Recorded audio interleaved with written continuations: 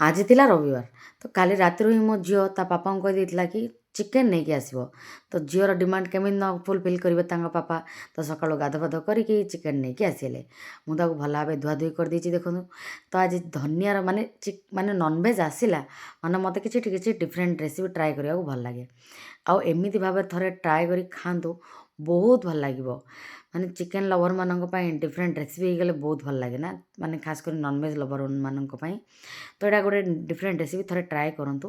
ତ ଏଇଠି ଦେଖିପାରୁଥିବେ ମୁଁ ନେଲି ଦେଖନ୍ତୁ ଟମାଟୋ, ପିଆଜ, ଅଦା, ରସୁଣ, ଗୋଟା ଧନିଆ, ପାନମହୁରି, ଜିରା, ଧନିଆ ପତ୍ର, ଏସବୁ ମେନ୍ ଏତିକ ନେଇକି ଫାଇନ୍ ପେଷ୍ଟ ବନେଇ ନେବା।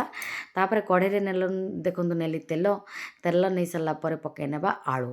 ଆଳୁ ଅପସନାଲ୍, ଆଳୁ ଗୁଡ଼ା ମୋତେ ଭଲ ଲାଗେ କହିକି ମୁଁ ଆଳୁ ଗୋଟେ ଆଳୁକୁ ନେଇକି ମୁଁ ଦେଖନ୍ତୁ ତେଲରେ ଫ୍ରାଏ କରି ବାହାର କରିନେଉଛି ପ୍ରଥମେ ଚିକେନ୍ କରିବା ପୂର୍ବରୁ।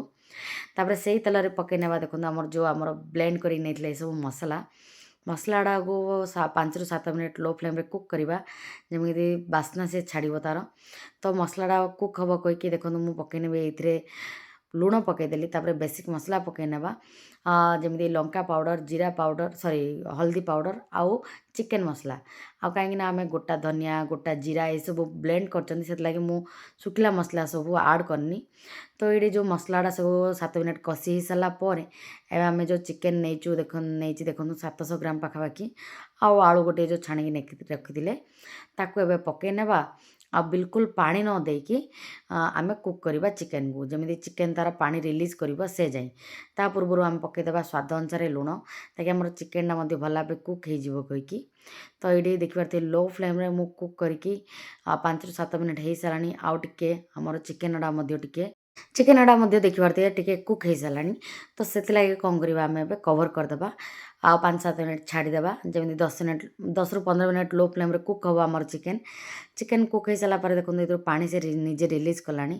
ତ ଏଇ ଷ୍ଟେଜ୍ରେ ଆମେ କ'ଣ କରିବା, ଗ୍ରେଭି ଦରକାର ଯେତିକି ଦରକାର, କାହିଁକିନା ମୁଁ ନନଭେଜ୍ ହେଲା ମାନେ ଡାଲି ଏତେ ପସନ୍ଦ କରେନି, ସେଥିଲାଗି ସେଇ ଜାର୍ରେ ଯେଉଁ ପାଣି ଥିବ ତାକୁ ଏବେ ଇଏ କରିକି ଆମେ ଯେତିକି ଦରକାର ଗ୍ରେଭି ସେଇ ହିସାବରେ ଆମେ ପାଣି ଦେଇଦେବା। ପାଣି ଦେଇକି ଅଲରେଡ଼ି ତ ଲୁଣ ପଡ଼ିଛି, ଆଉ ଦରକାର ଯଦି ଗ୍ରେଭି ପାଇଁ ଲୁଣ ଦେବେ ନଚେତ୍ ଛାଡ଼ିଦେବେ। ଆଉ 40ରୁ 50 ମିନିଟ୍ ଲୋ ଫ୍ଲେମ୍ରେ କୁକ୍ କରିସାରିଲା ପରେ ଆମର ଏଠି ଚିକେନ୍ ଦେଖନ୍ତୁ ଆମର କ'ଣ ଯେ କୁହନ୍ତି ଧନିଆ ଚିକେନ୍ ଆମର ହେଇଗଲା ରେଡ଼ି। ଆଉ ବହୁତ ଟେଷ୍ଟି ଥିଲା, ଥରେ ଟ୍ରାଏ କରନ୍ତୁ। ଭାତ ସହିତ ହଉ, ଗରମା ଗରମ ଭାତ ସହିତ ହଉ, ରୁଟି ସହିତ ହଉ, ପରଟା ସହିତ ହଉ, ପୁରୀ ସହିତ ହଉ, ଚକୁଳି ସହିତ ହଉ, ଯାହା ସହିତ ବି ଖାଇଲେ ବି ବହୁତ ଭଲ ଲାଗିବ। ଥରେ ଟ୍ରାଏ କରନ୍ତୁ। ଆଉ ଭିଡ଼ିଓ ଭଲ ଲାଗିଲେ ଲାଇକ୍, ସେୟାର, ସବସ୍କ୍ରାଇବ୍, ଫଲୋ କରନ୍ତୁ। ରହିଲି, ବାଏ।